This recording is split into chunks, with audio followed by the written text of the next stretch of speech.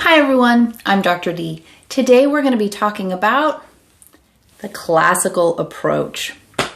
So today I want to give a bigger, broader overview about the classical approach. Your textbook does a really good job of getting into the nitty-gritty of what the classical approach really is, but I want to talk about it overall, and I want to take that classical approach and apply it to the fashion industry based on The True Cost, the documentary you watched in Module 1.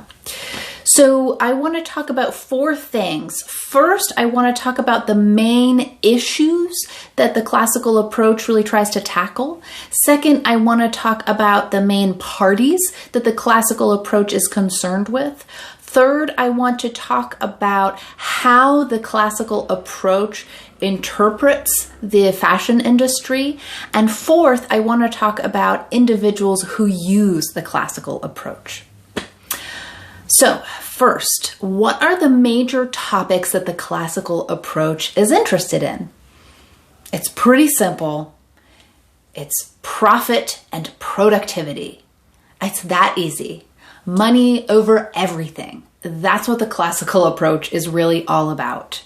They're interested in getting the work done fast, getting the work done correctly, getting the work done well, and therefore making lots of money.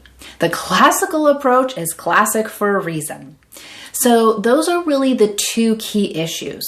When we're talking about the classical approach, we're talking about profits and productivity. Now, who is the classical approach interested in? The classical approach is really interested in those hierarchical structures. And so the classical approach is interested in the managers and the workers. And so when we look at the fashion industry, we can kind of look at those two groups of people. The classical approach is interested in the managers, the people on top, right? So the fashion industry executives, also factory owners and the managers who work at factories. And then we can also see the employees, the workers. So we've got our kind of higher management level and then our lower worker level. And so the workers might be people like retail employees and of course the factory workers, the people who are actually doing that hard labor.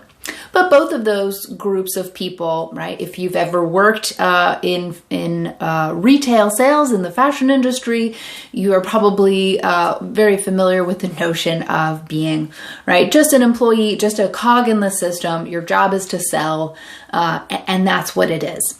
So the classical approach is kind of interested in looking at what these two groups of people should be doing.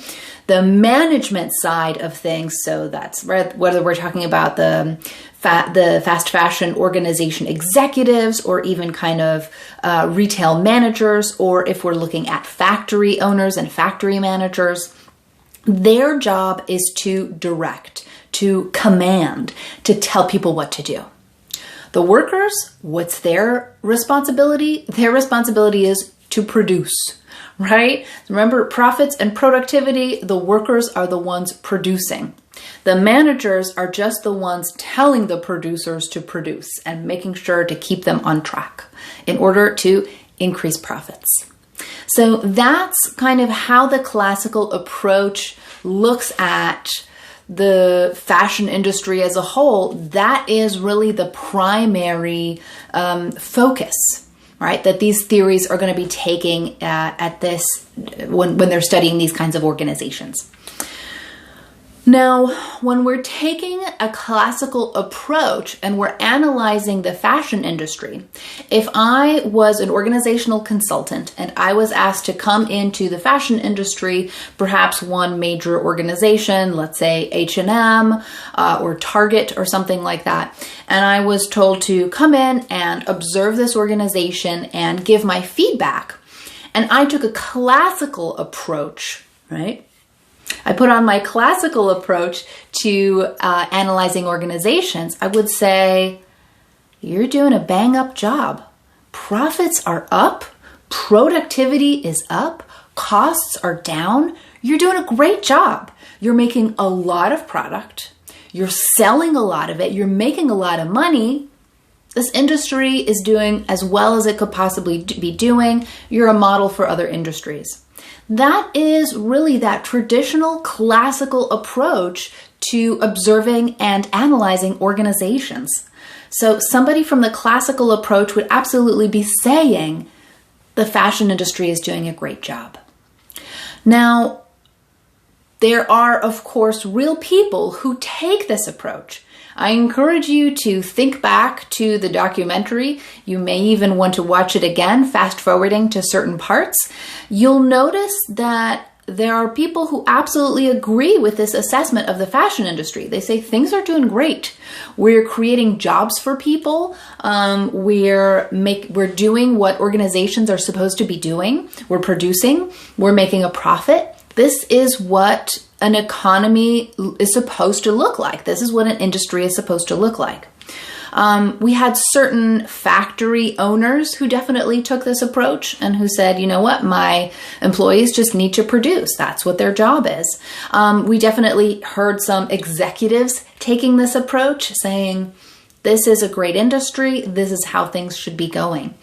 So we'll often see people often kind of in positions of power, the management, right, taking a classical approach. You can often tell that somebody is taking a classical approach when they use that machine metaphor. When they say things are running like a well-oiled machine, right? Every piece of the puzzle is working, right? Every piece is in its place and every piece is functioning the way it's supposed to function. When they start talking about people as parts of a machine, they're taking a classical approach. And you can assume that a lot of the way that they perceive organizations and that the way that they perceive people lines up with those ideas of the classical approach.